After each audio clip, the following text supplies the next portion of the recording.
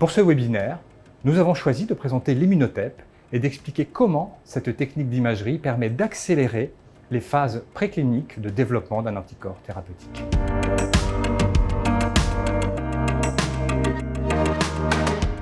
Qu'est-ce que la TEP? La tomographie par émission de positons, PET scan en anglais, est une méthode d'imagerie qui consiste à administrer au patient une molécule radioactive en très faible quantité. Cette molécule, qu'on appelle radiotraceur, se fixe sur une cible spécifique. On place alors le sujet dans une caméra TEP qui détecte la radioactivité émise par le radiotraceur, ce qui permet de le localiser et de construire une image qui montre la distribution du traceur dans l'organisme. Par rapport aux autres techniques d'imagerie médicale, la TEP nécessite donc l'administration d'une molécule radioactive. Elle possède des avantages suivants. D'une part, elle est quantitative. La radioactivité mesurée sur les images peut être directement convertie en concentration. D'autre part, elle est très sensible puisqu'elle permet de détecter des concentrations tissulaires nano, voire picomolaires. Elle fournit également des images de l'ensemble du corps. Enfin, elle est très versatile car le nombre de radiotraceurs n'est limité que par l'imagination des radiochimistes. Pour accompagner le développement d'un candidat médicament, on peut utiliser la TEP de deux manières. Soit en utilisant des radiotraceurs qui mesurent le fonctionnement des organes ou qui détectent des lésions spécifiques d'une maladie.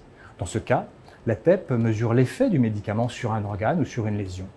L'exemple le plus répandu est celui du radiotraceur FDG, grâce auquel on peut visualiser le fonctionnement de nombreux organes. La seconde manière d'utiliser la TEP pour le développement du médicament consiste à radiomarquer directement le candidat médicament. Dans ce cas, le médicament est lui-même le radiotraceur et la TEP permet de suivre précisément ce médicament dans le corps. Lorsque le médicament radiomarqué est un anticorps monoclonal, on parle d'immunotep. L'immunotep consiste donc à radiomarquer un anticorps pour en suivre la distribution dans l'organisme par imagerie.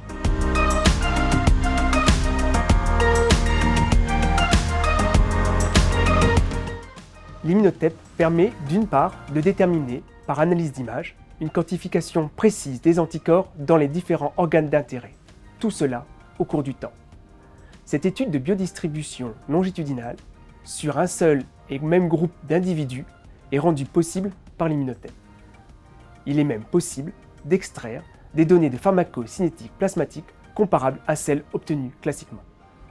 D'autre part, l'immunotep préclinique et clinique facilite les études d'escalade de dose.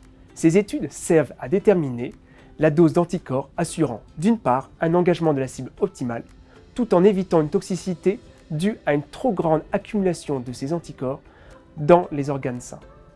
L'imagerie corps entier des anticorps par TEP est également un indicateur objectif entre l'engagement des anticorps sur leur cible et l'efficacité thérapeutique. Au niveau préclinique, la définition de tous ces paramètres essentiels pour le développement d'un nouvel anticorps thérapeutique ne nécessite qu'une seule campagne impliquant un nombre d'animaux réduit. Imager le même individu au cours du temps, associé à une quantification précise des anticorps dans l'organisme, permet statistiquement de préserver la fiabilité des résultats tout en travaillant avec un faible nombre d'animaux. Cette approche s'intègre totalement dans une démarche éthique nationale et européenne appliquée à l'expérimentation animale dans le cadre de la règle des 3 R.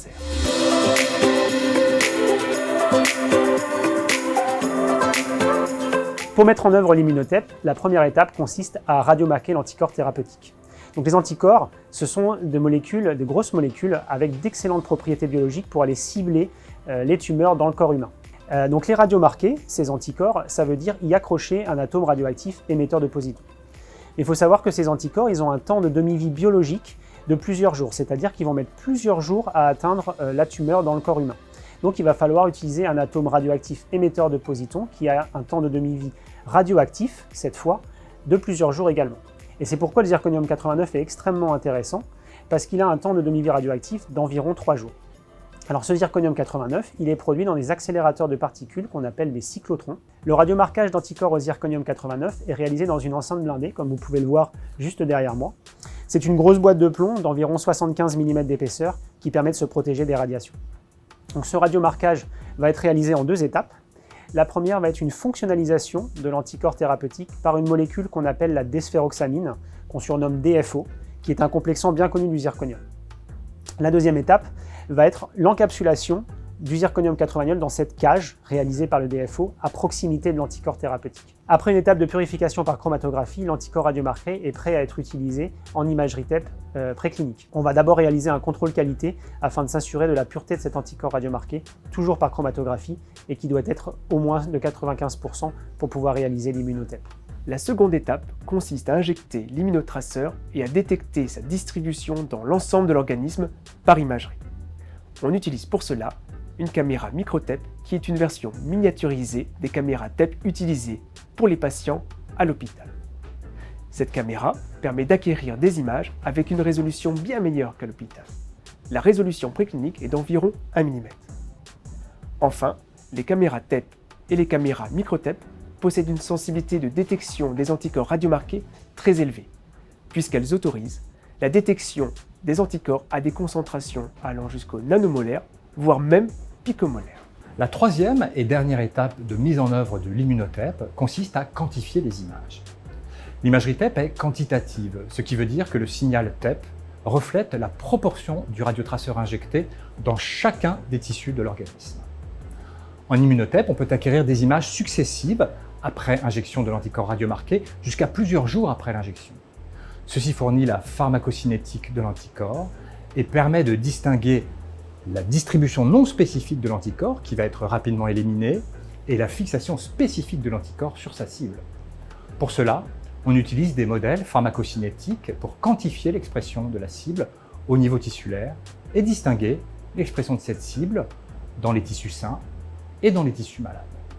Cette approche permet également de mesurer l'engagement de la cible par un anticorps thérapeutique, c'est-à-dire le taux d'occupation de la cible en fonction de la concentration d'anticorps administrés. On peut ainsi définir la dose optimale de traitement pour occuper cette cible. Ceci permettra d'administrer suffisamment d'anticorps aux patients pour soigner la maladie, mais pas trop pour limiter les effets indésirables.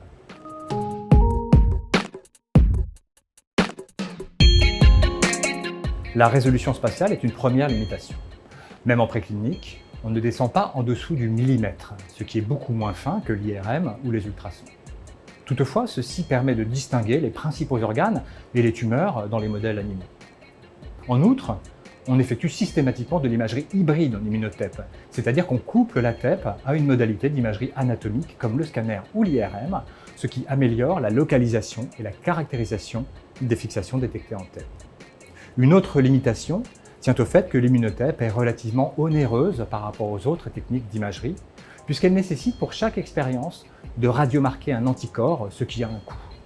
Cependant, l'immunotep permet le suivi longitudinal des animaux, ce qui réduit considérablement la durée des expériences, la main-d'œuvre requise et le nombre d'animaux, grâce à la puissance de l'appariement statistique, puisque chaque animal est son propre contrôle.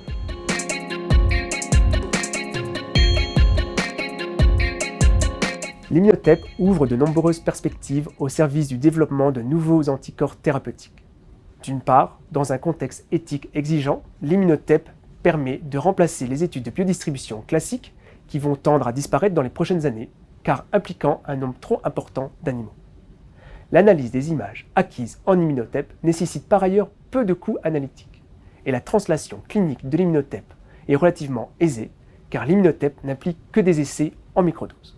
D'autre part, les anticorps armés à des agents thérapeutiques appelés communément ADC bénéficieraient grandement du couplage imagerie et thérapie dès leur conception pour aller vers une médecine de plus en plus personnalisée.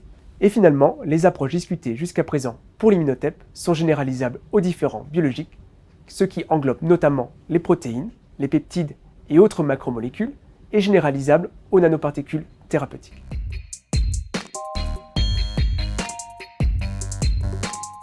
Pour conclure, l'immunotep est une technique unique et essentielle pour accélérer le développement de nouveaux anticorps thérapeutiques.